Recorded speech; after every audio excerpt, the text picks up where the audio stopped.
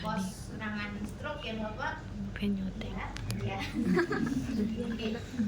Saya mau melihat terkait sarafnya Bapak, apakah ada perkembangan atau ada kemajuan. Nah, nanti kalau misalnya memang ada kemajuan, saya bisa laporkan ke dokternya untuk dilakukan pemeriksaan lanjutan, CT scan dan lain-lain agar mengetahui pasiennya bisa pulang atau tidak. Bapak bersedia ya? Ya nanti posisinya duduk boleh, tidur juga boleh. Mau duduk atau tidur? Mau tidur? Mau tidur? Di sini. Nanti pemeriksaannya kurang lebih 30 menit ya, dilakukan mulai dari terutama area wajah ya Bapak.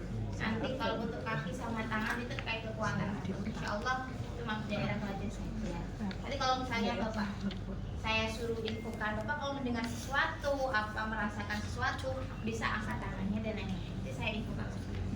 Oke, di sini ada pemeriksaan 1 sampai 12 sistem saraf ya Bapak. Permisi, saya pertama kali memeriksa di bagian sistem saraf satu.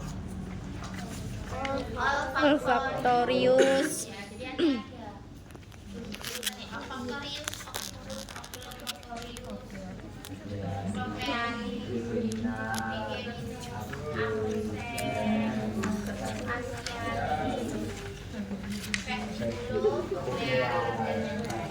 kalau kamu nggak hafal nggak apa-apa, tapi cara pemeriksaannya nggak bisa.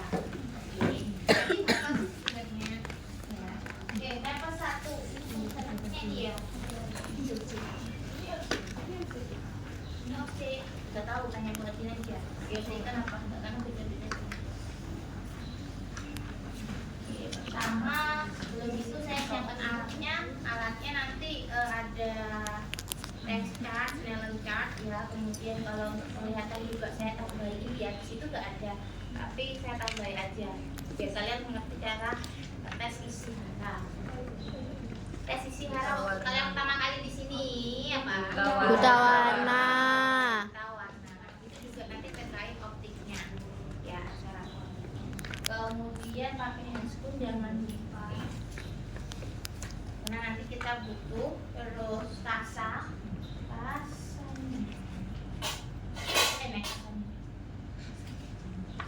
nggak bukan sambil kasa, ambil kasa aja, nggak apa-apa. 2 ya, tapi ada kalau atau 1 pas itu nggak apa. Oke, kasa nanti kalau untuk pemeriksaan pakai tong spatel ini ya, pakainya yang kecil, kemudian dilapisi kasa buat. Kemudian yang pertama kali saya mau periksa nafas pertama, olfaktorius. Olfaktorius itu sistem penghidu. Penghidu mana? Hidung. Penciuman. Jadi bagaimana penciumannya pasien? Kalau misalnya ada yang bermasalah mungkin karena infeksi, flu dan lain-lain. Jadi sarafnya itu juga termasuk. Untuk penghidu gampang. Nanti gimana pasien di sini tutup mata? Permisi Bapak bisa tutup matanya. Cuci tangan, pre-memori ya, jangan ditiru.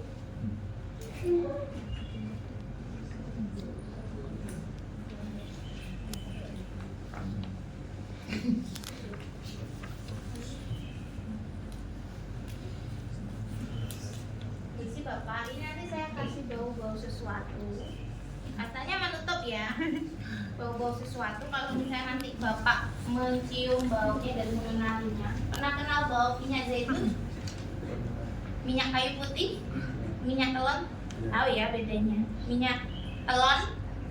Minyak tawon?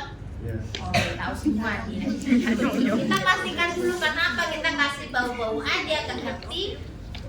Cuma ini apa? Ini minyak gitu ya, minyak apa? Kan?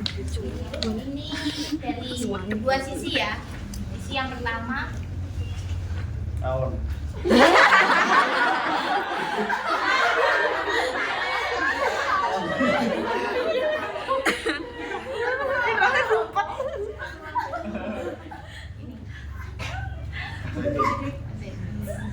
Biar irigasi hidung.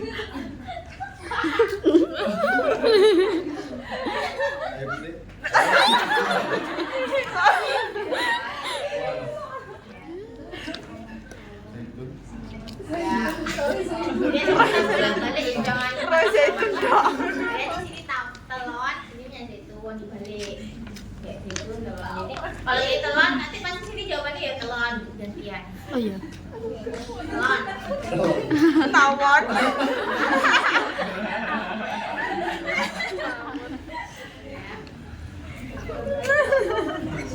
Sama ngeri. Ini dalamnya isinya minyak tawon. Minyak lebah. Oke, sudah. Itu aja. Atau kalau misalnya pasien memang penciumannya kurang, nanti pasien suruh nutup hidung salah satu. Ya, biar benar-benar ngecek. Tapi kalau untuk pasien masih normal, nggak masalah. Oke, kemudian yang kedua, saraf apa deh? Saraf dulu. Berarti penglihatan. Penglihatan kita pakai dua kasusnya lencat sama pakai saraf. Saya minta tolong, minta tolong kamu dari situ berdiri ya. Udah situ aja. Oke. Yang atas sendiri namanya apa? Bisa disebutkan? Kiri N, Z Y L P U V P U F U P F B P. Baliknya. Nah.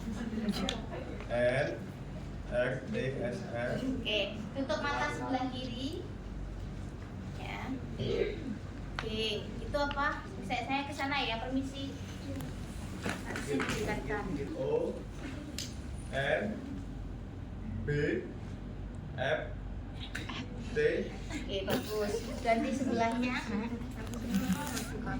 S L E E E B enggak N. Oke, sip. Ya, makasih.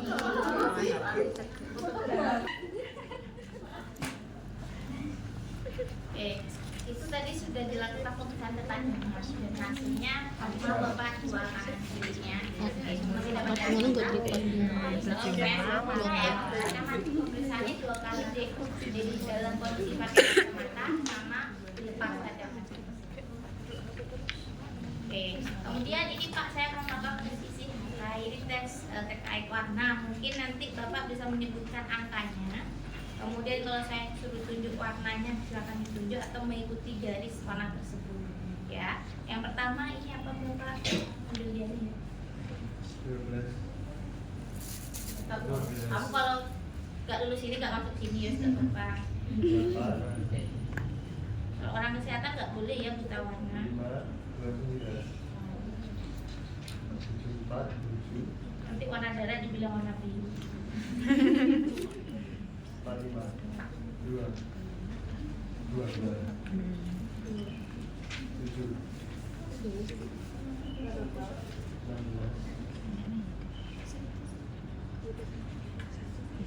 Kalau seperti ini disuruh nunjuk warna yang paling tengah atau paling tinggi, tunjuk aja. Silakan ditunjuk warna hijau. Hijau. Merah.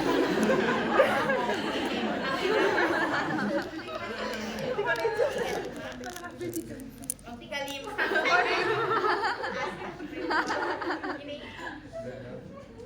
Nah, kalau seperti ini juga disuruh mengarahkan warnanya dari yang warna merah ujung sini ke sini, kemudian orang dari ujung sini ke sini. Bapak bisa mengikuti? Bisa. Dari sini ke sini. Ya. Oke,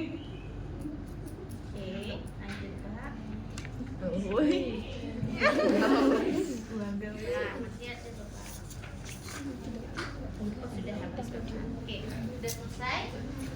Untuk terkait mata, penglihatan, ketajaman, kemudian terkait warna, Pak normal semuanya. Kemudian dilanjutkan level ketiga, 4, 6 apa? Okuliomotorius, kemudian dan akis. Kenapa kok digabung jadi 1-3 saraf itu? Karena nanti pemeriksaannya sama. Terkait apa? Terkait refleks pupilnya, ya kan? Kemudian pergerakan mata nanti bisa lihat atas, bawah, samping kanan, kiri itu jadi satu. Jadi nggak mencolong-mencolong. Kalau misalnya refleks 5, ya, yang baliknya itu di refleks 5 itu masuk sama refleks ke-7 terkait apa? Nanti untuk apa namanya gerakan, kalau tadi kan gerakan bola mata ya ke atas ke bawah, kalau ini nanti gerakan dari refleks korneanya ya. Kemudian gerakan refleks kornea dikasih gini terus dia mengedip, refleks berkedipnya itu refleks 5 dan refleks 7. Kemudian nanti sekalian sama fasialis itu terkait wajah, otot wajah. Kalau misalnya pasien stroke udah kelihatan ya apa perot ini. Kalau nggak kelihatan tapi apa kebas misalnya. Jadi nanti kita kasih suhu dingin, panas itu temperatur di pipi, di jari maupun di dahi.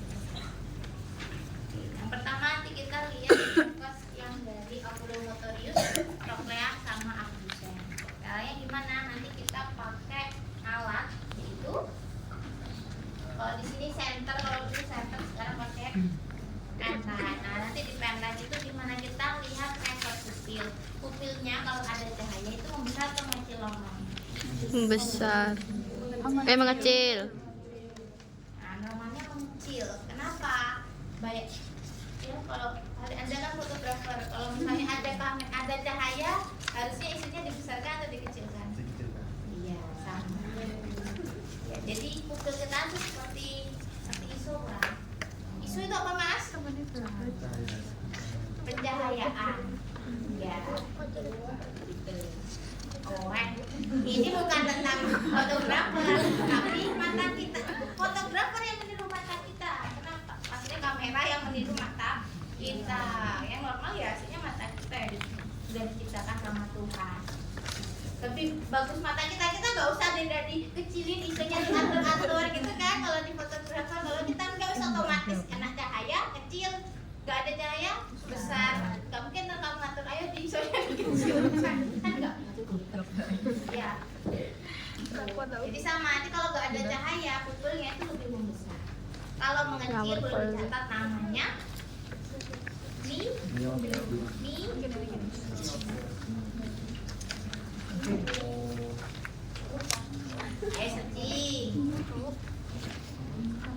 Kalau bisa Miopi. Medriasis.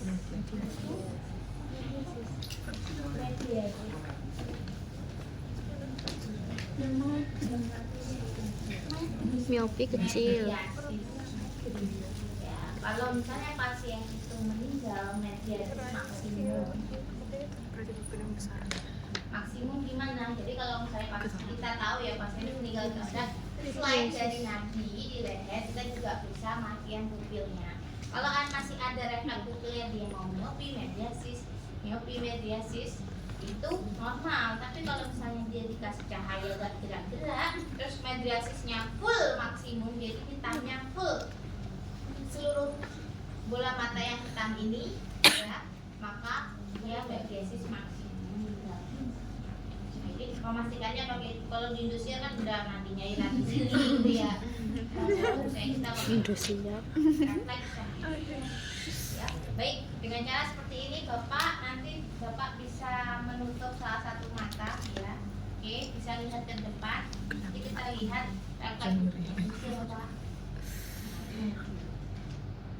dari atas ke bawah. Jangan lama-lama ya, kadang anak-anak tuh gini. Masih ya. Jadi jangan terlalu cepat karena sakit. Kalau terlalu cepat tuh gini ya, seret. Itu juga ada gunanya.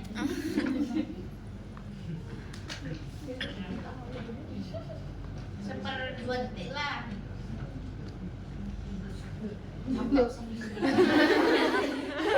Oke, bagus. Harusnya refleks pupil itu cepat, jangan sampai beberapa detik baru dia mengecil gitu. Jadi ketika ada refleks cahaya otomatis langsung seret. Gak langsung seret gitu enggak. Jadi kayak ada apa namanya? Slow motion. Sama sebelahnya juga gitu. Permisi. Boleh tutup matanya sebelah kiri. Lihat depan sini.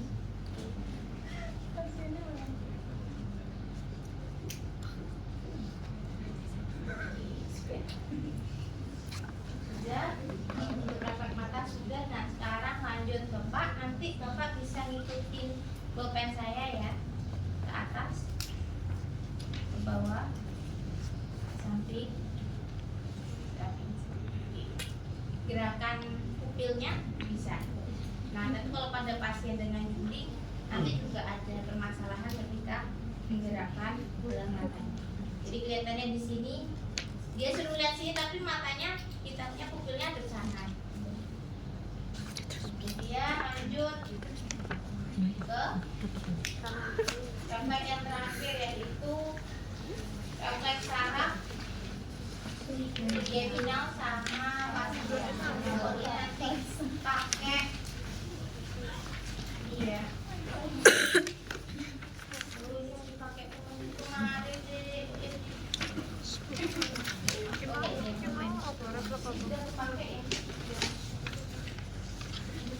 Nah, ini nanti boleh pakai kapas yang dilinting pinggirannya, jadi lebih tipis. Kemudian nanti dibuat tempelkan di sini.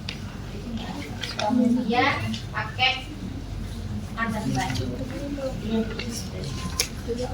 Tadi gimana? Pasiennya disuruh menutup mata yang sebelahnya di sana. Tutup matanya yang sebelahnya. Yang sini gelap, yang kanan gelap, yang kiri ditutup bisa. Oke, benar-benar ditutup. Kemudian nanti mata kanan menghadap ke kiri, menghadap kanan sini. Oke, sini ya, jam menghadap sini. Nanti kita lihat refleks berkecil. Jamnya sini, nah berkecil.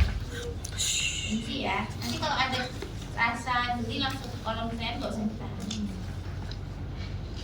Nggak usah ditahan. Gak ditahan barang. Kenapa gitu?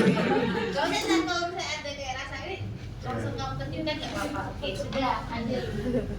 Normalnya ada refleks kecil. Kalau misalnya ada refleks kecil, kenapa? Mungkin kayak kemarin bagi ciwi-ciwi yang suka pakai softpan kan sudah biasa ya. Buka gini diutek-utek. Nah itu agak dalam, tapi agak dalam banget ya, kecolok. Oke, sama lihat ini.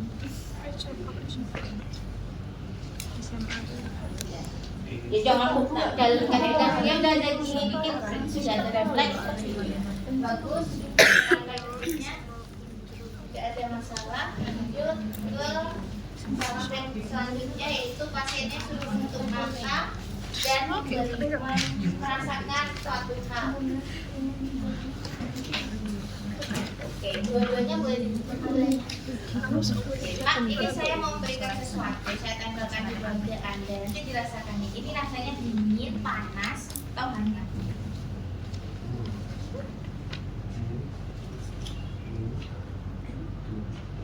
Harusnya pakai ya, daripada kamu tak suruh minjem lagi. Yang buat kompres perut itu juga bisa, atau es batu yang ditaruh di waslap. Datal. Gak boleh pakai ini ya. Ini cuma buat percobaan. Bagus untuk refleks bagusnya ya. Kalau misalnya kayak facialnya, kenapa kalau misalnya pasien dengan stroke biasanya atau kelemahan ini kebas gitu. Jadi dikasih refleks dingin, refleks panas gak akan ke saya kamar itu kebas atau kerasa nanti jubir-jubiran juga kerasa sama. Oke, kemudian lanjut ke nafas ke 7. Nafas 7 yaitu nafas 7 deh ya, nafas 8 vestibulum cochlearis. Nah ini perlu dicatat nanti ini catatan pinjam anak ya. Nah nafas 7 nanti kita butuh namanya 8 sorry, butuh namanya garpu tawa. Nah ini nanti tes apa sih? Telingnya ya, nanti silakan ini jangan di ya, jangan dijatuhkan, boleh dicek berkeliling ke sana ya. Gimana caranya garpu tawa sambil gak dicek tuh ya kan, ajari caranya menggetarkannya. Caranya adalah dipegang ujung sininya ya kan. Kemudian ujung yang 2 ini kita tarik. Ada getarannya? Ya. Nah setelah udah ada getarannya langsung kita tempelkan. Tempelkan kemana? Nanti ada 3. Silakan dicatat dulu sekarang. Ambil keliling ada yang nyatet. Ada tes 3 pendengaran. Oke, ini yang pertama tes renal. Pertama tes renal. Tes renal itu untuk mengetahui konduktivitas tulang dan udara. Konduktivitas tulang Konjungtivitas. dan udara. Jadi nanti di tulangnya, kemudian Tulang udaranya dan- di mana? Di depan telinganya. Udara. Tulang dan udara. Ngeyel. Tulang dan udara. Konduktivitas. Konduktivitas apa? Kemarin saya ajarin tuh di grup di Output Media. Getaran.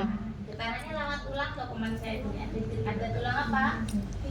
Malleus, infus sama stapes. Ya. Areus impus Kemudian tes yang kedua adalah tes Weber. Weber. Bisa Weber berarti.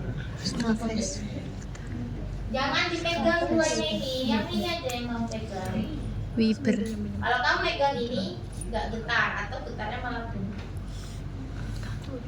Terus itu mengetes terkait lateralisasi pendengaran. Lateralisasi Apa pendengaran. itu lateralisasi pendengaran? Jadi melihat kekuatan pendengaran dari telinga kanan sama kiri. Harusnya dua-duanya Melihat kekuatan pendengaran. sama, ya kan? Telinga kiri sama telinga kanan itu sama-sama bisa mendengar, tapi kadang ada Melihat yang kekuatan kalau pendengaran. misalnya headset yang sebelah kiri atau yang sebelah kanan, itu nanti yang lebih mendengar sebelah kiri atau yang sebelah kanan saja. Jadi nanti lateralisasi kemana? Lebih dengar sini, berarti lateralisasi kanan. Oke, kemudian terakhir adalah tes wabah. Singkatannya SCH. WABC. WABACH. Wabah. Wabah.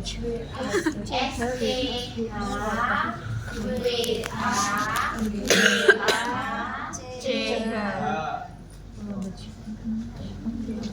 Apa itu? Untuk mengetes terkait konduktivitas tulang pasien dengan tulang orang yang normal. Konduktivitas tulang pasien dengan Tulang pasien. tulang orang yang normal. PF dan Ya. tulang normal. Jadi nanti kalau ngecek swabah ada dua orang yang Tulang tambahnya itu tulang. pemeriksa yang diharapkan pemeriksanya itu normal, jangan sampai pemeriksanya nggak normal ya. Pemeriksanya normal, dicek ke pasien yang kira-kira dia mengalami masa. Ya, kita cek tes renal dulu. Tes renal nanti bapak seperti ini saya cek plastik ini namanya gagal sudah ditaruhkan. Ini nanti saya tempelkan di tulang bapak dari sini. Kemudian nanti kalau misalnya sudah tidak mendengar, bapak bisa angkat tangan kiri bapak. Ya. Oke, kemudian nanti kalau di sini saya tempelkan di depan telinga, jika tidak mendengar lagi, saya angkat lagi. Oke, baik. Saya lakukan ya bapak.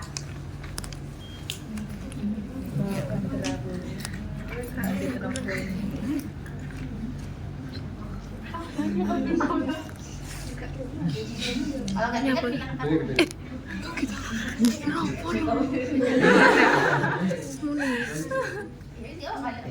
Itu kok gini ya?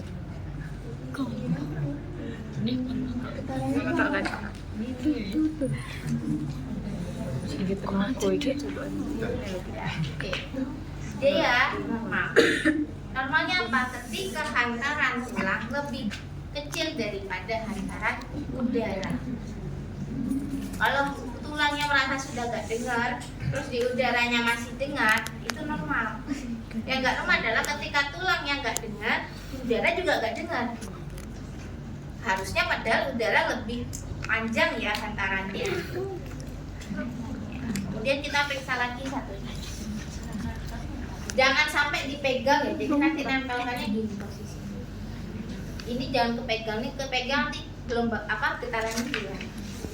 Kita cek tulang mastoid itu yang menonjol di belakang telinga.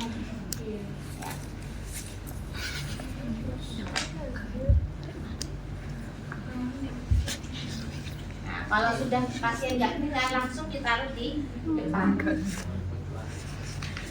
Nggak usah ditempelkan ya, cukup gini aja. Suaranya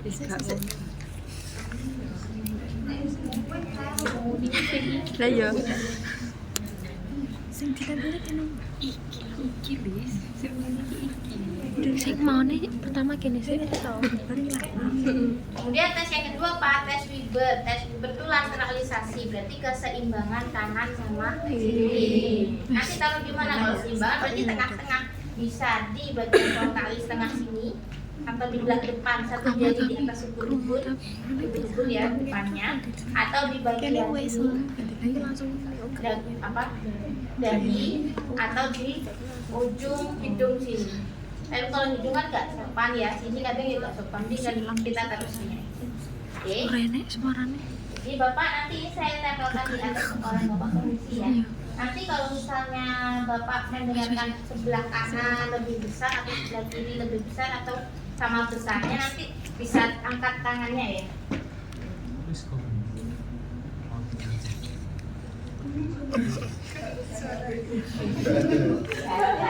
Normalnya pasien akan cenderung nggak ngomong, nggak ada suaranya, nggak ada getarannya karena dia bingung samar-samar antara kanan dan kiri.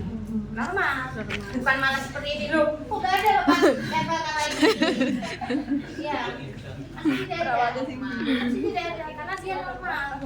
Ya, kalau yang nggak normal gimana? Dulu sini, sini dia angkat tangan sebelah sini. Nah, berarti dia lateralisasi kiri itu yang nggak normal. Dia cenderung lebih besar yang kiri, berarti yang bermasalah kanan, yang penurunan pendengaran. Gitu ya. Lanjut lagi tes wabah yang terakhir. Tes wabah nanti antara pendengar sama pemeriksa. Pemeriksa harus normal, insya Allah saya normal ya. Jadi gimana di tulang mastoidnya lagi? Kalau pasien nggak dengar angkat tangan ya Pak, itu ditempel. Iya ditempel. Kalau nggak dengar tempelkan saya.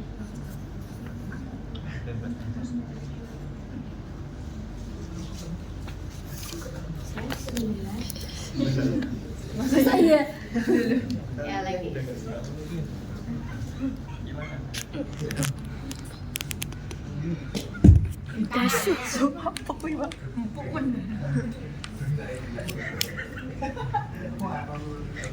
Yes, kalau masih nggak apa-apa.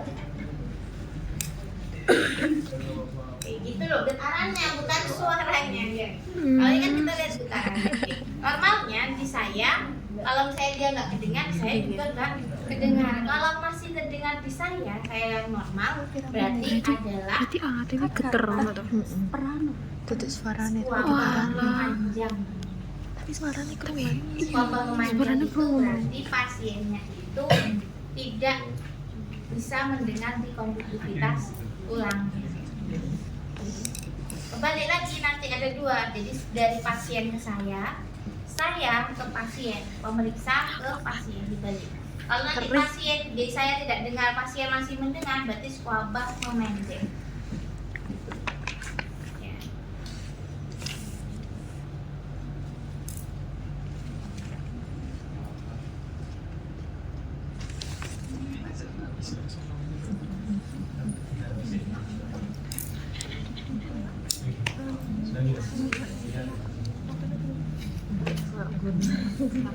Dia nggak dengar, berarti normal.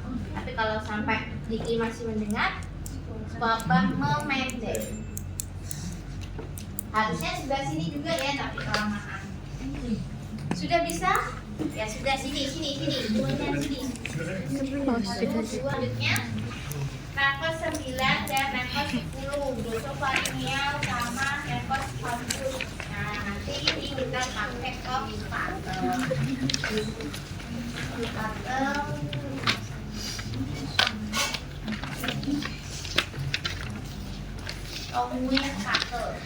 Mulut itu. Gitu. Patel ini nanti yang dipakai yang kecil ya. Yang besar itu buat pegangannya pemeriksa. Itu yang kecil. Iya.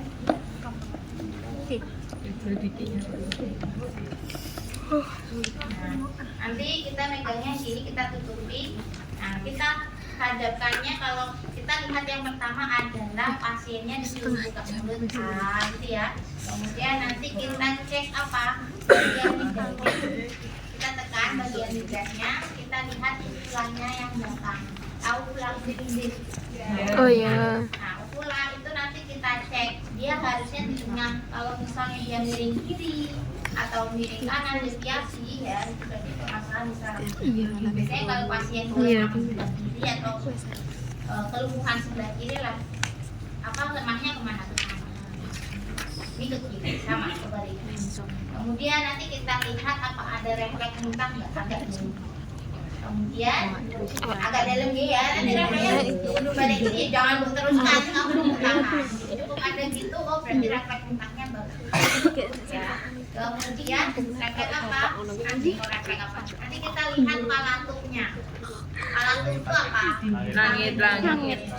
Ya, langit mulut namanya juga.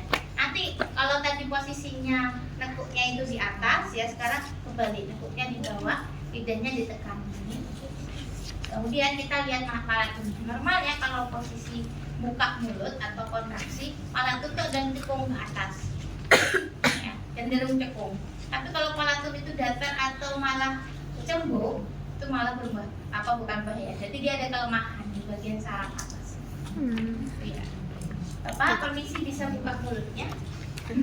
Ya. Nanti saya mau lihat yang dalam ya Bapak. Oke, boleh pakai ini kalau misalnya gelap. Saya mau lihat dalamnya, palatuknya oke. Ya, nah, kemudian kemudian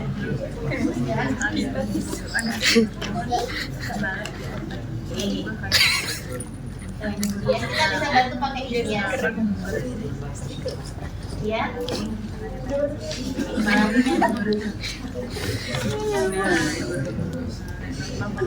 Yang langkah kitanya kurang bagus ya. Oke, sudah sampai dalam kasihan saya.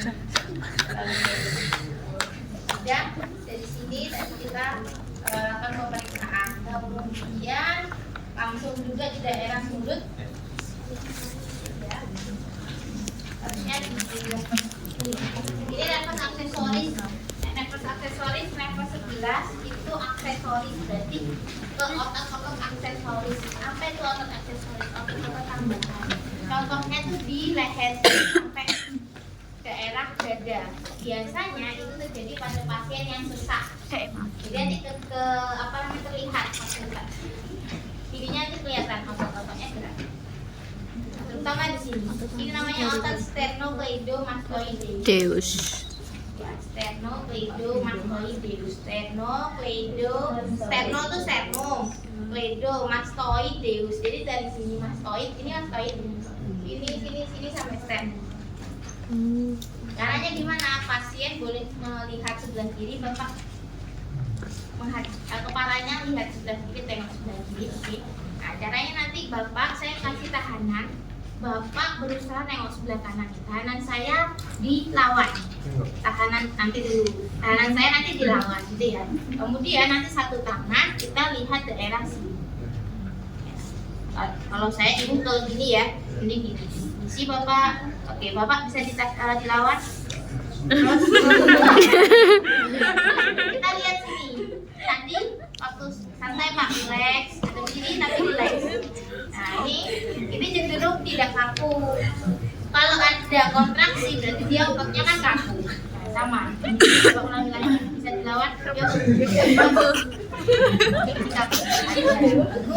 Ototnya, lanjut. Ini Bapak sama seperti tadi dilawan sampai. Yuk bisa yuk.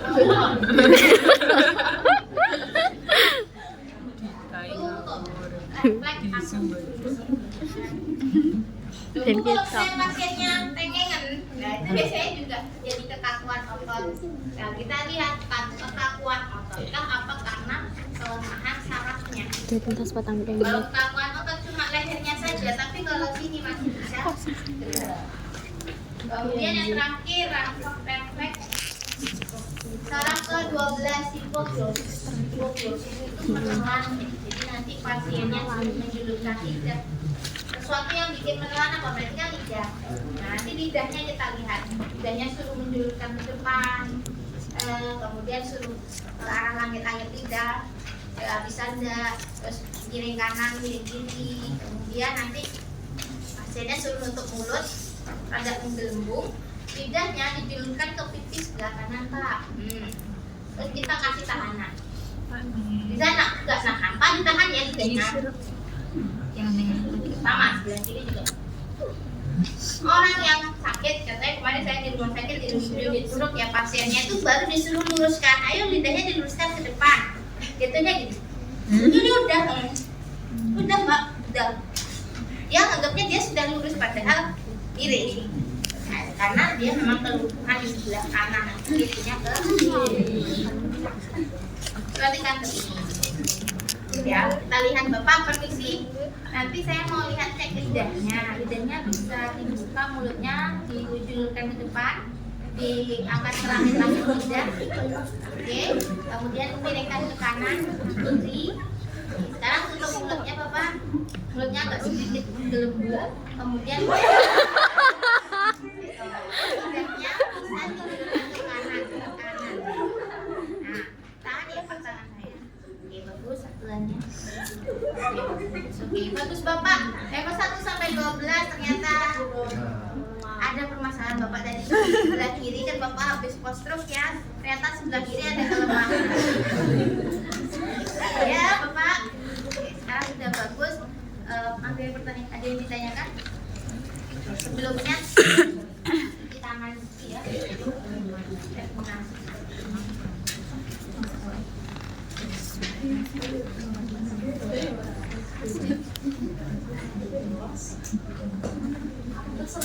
Oke Bapak, sudah cuci tangan, bukan memori ya. Kita sudah dilakukan pemeriksaan saraf 1 sampai 12. Ternyata dari sebelah kiri Bapak ada kelemahan. Nanti mungkin kita lakukan pengecekan CT scan ulang ya Bapak, nanti sore sekitar jam 3 Bapak bersedia. Oke, sekarang istirahat dulu, nanti kalau ada Bapak bisa hubungi saya di